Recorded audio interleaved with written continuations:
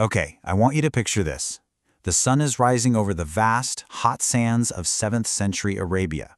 And it's here, in this world of ancient traditions and tribal loyalties, that a story kicks off. A story of faith, of justice, and of humanity that's really going to change the world. And it all started not with a sword or a conquest, but with a single, powerful word. This was the very first divine revelation, the spark that ignited the entire journey. And think about what it's saying.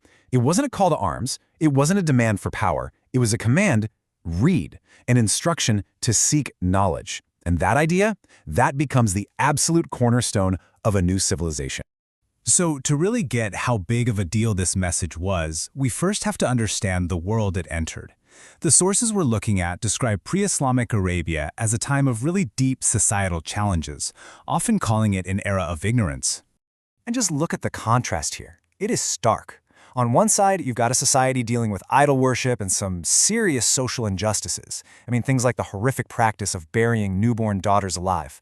And then on the other side, the message of Islam introduces this radical shift, the worship of one single God, and a whole new framework built on justice, on compassion, and on the simple idea that every single human life has value.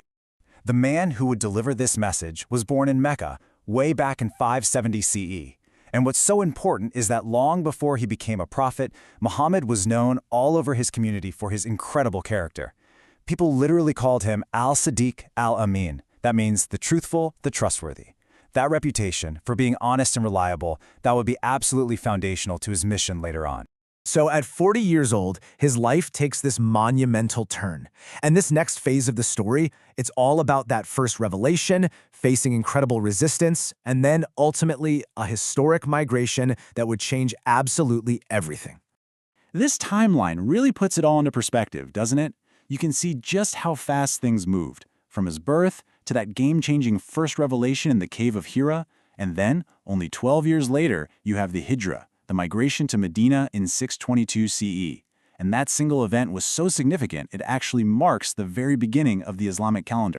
You know, this message of one God and social justice, it directly challenged the powerful elites in Mecca. And their response? Well, it was brutal. The early followers faced intense persecution. We're talking torture, boycotts, and some were even killed for their beliefs.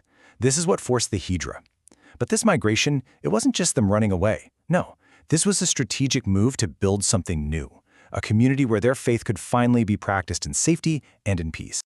So when they arrived in Medina, the Prophet and his followers, they didn't just find a safe place to live. They got right to work, laying the groundwork for a brand new kind of society, a nation built on these principles of faith, brotherhood, and justice. But, the challenges were far from over.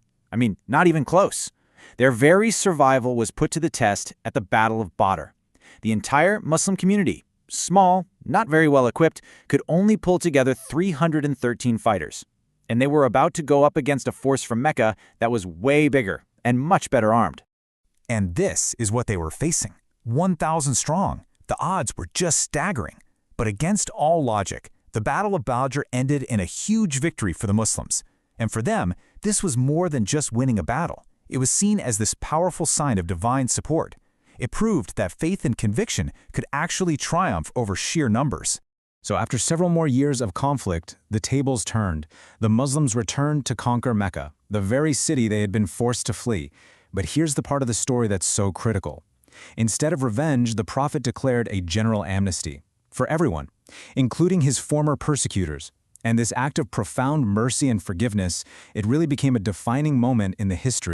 And this teaching, it perfectly sums up the whole spirit of the community he was building. The measure of a person's worth, it wasn't about their wealth or their family name. It was about their service to other people. It was all about bringing benefit to humanity. Right, so after the Prophet's death in 632 CE, the story doesn't end. The leadership passed to a series of 4 leaders, known as the rightly guided caliphs. And their whole era was about taking the principles he had established and really consolidating them, building up the state. And each one of these leaders played such a crucial role. Abu Bakr, he had the tough job of just holding everything together, defending the community from all these internal threats. Then you have Umar, who built the whole civic structure, establishing a justice system that became legendary for how fair it was. Uthman took on the massive task of compiling all the divine revelations into the single, standardized Quran that exists today. And finally, Ali, the Prophet's cousin, became this shining example of wisdom and courageous leadership. So, following the time of the caliphs, Islamic civilization enters what we now call its golden age. And this wasn't just a small step forward. This was an absolute explosion of intellectual, scientific, and cultural growth under empires like the Abbasids. I mean, the thinkers from this era literally shaped our modern world. Think about Ibn Sina, who was known as Avicenna in Europe. His medical encyclopedia was the standard textbook in European universities for hundreds of years. Or how about al-Khwarizmi, the guy whose name gave us the word algorithm and whose book gave us algebra itself? And they were joined by brilliant polymaths like al-Biruni, who made these huge leaps in everything from astronomy to geography. And this right here perfectly illustrates that impact. I mean, think about it.